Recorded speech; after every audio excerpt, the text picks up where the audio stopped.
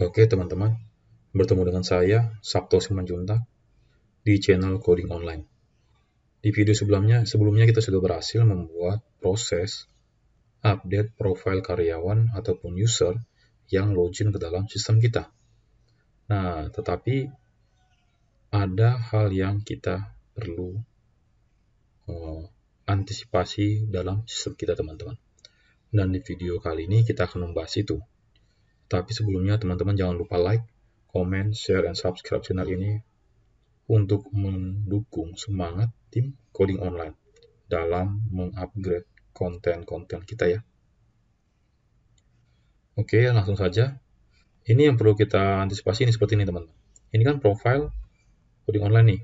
Oke. Ya, kita logout nih. Logout sudah ya. Tapi kalau kita back, nah dia bisa masuk lagi teman-teman. Padahal kita statusnya sudah logout tuh, sudah logout ya.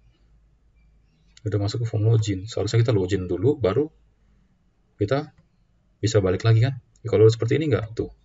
Nah, ini yang kita perlu perbaiki teman-teman. Bagaimana caranya? Teman-teman bisa ikutin video kita kali ini ya. Kita harus membuat salah satu apa ya? Kalau di CI itu kita buat helper ya. Kita buat di helper aja. Kita berikan namanya nih file out. Terserah ya teman-teman. Kalau penamaan terserah ya. Helper. Tetapi yang perlu diingat jangan lupa menambahkan helpernya ya. Out helper. Oke. Kita di sini ini kita copy saja seperti ini kan. Oke. Nah, oke ya. Kita berikan fungsi apa, teman-teman? Function. Cek aja ya. Cek login sebenarnya sih kalau nama penamaan fungsi bebas. Yang penting teman-teman mudah untuk memahami, ya kan? Fungsinya apa nih untuk cek login kan gitu. Oke, kita pakai ini ya.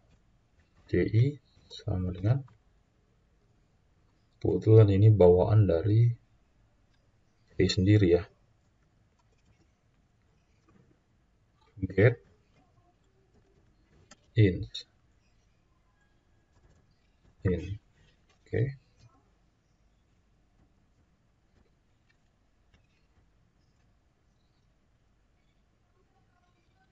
Oke, salah ini teman-teman. Ternyata ini bukan ini. Harus sedang. Baru kebaca dia. Oke. Kita akan cek sesuai dengan email. Apakah emailnya sudah login apa belum, ditandai nggak? Ini kan belum tandai teman-teman. Padahal ini profil 13 seharusnya apa? Emailnya si online coding ini. Tapi tidak terdaftar di sini. Karena apa? Karena dia belum login. Coba kita logout. Nah, kita masukin lagi nih sini. Nah, baru dia terbaca ya teman-teman ya. Tuh. Oke, sekarang kan tadi kita logout. Kita masuk ke mana lah? Contoh halaman profile user. Kita logout. Begitu kita back, masih bisa dapat mengaksesnya. Oke. Karena emailnya belum dideteksi oleh sistem kita. Kita harus undang user yang belum login ya kan.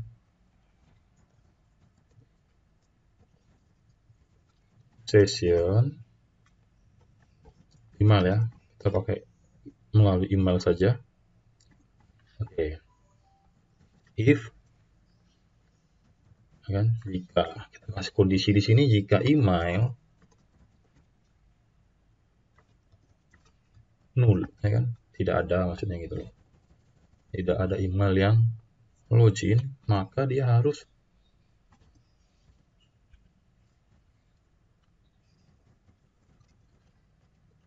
session set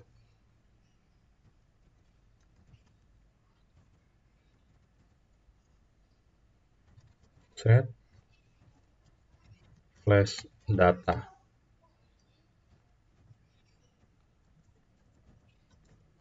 Oke. Pesannya apa? Kita pakai aja di sini div class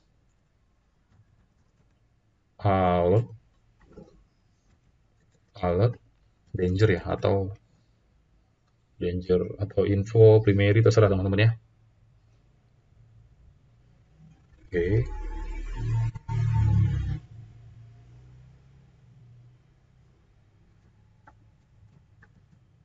Oke. Anda harus login bro, misalnya kan, misalnya tuh.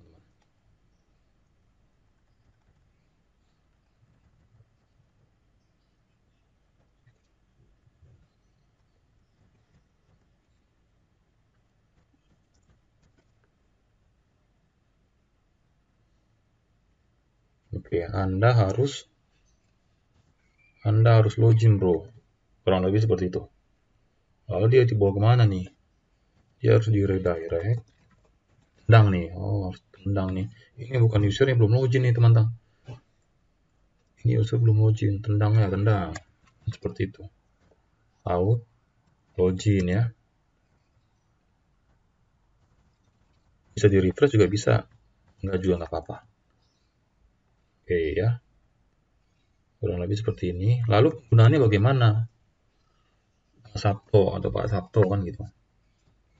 Kita panggil aja fungsi check login. Check loginnya ini di mana? Di mana halaman yang akan kita proteksi. Misal, kita mau proteksi halaman profile user. Ya kan? Nih, profile user dia kalau, nah ini tapi error ya. Profile user.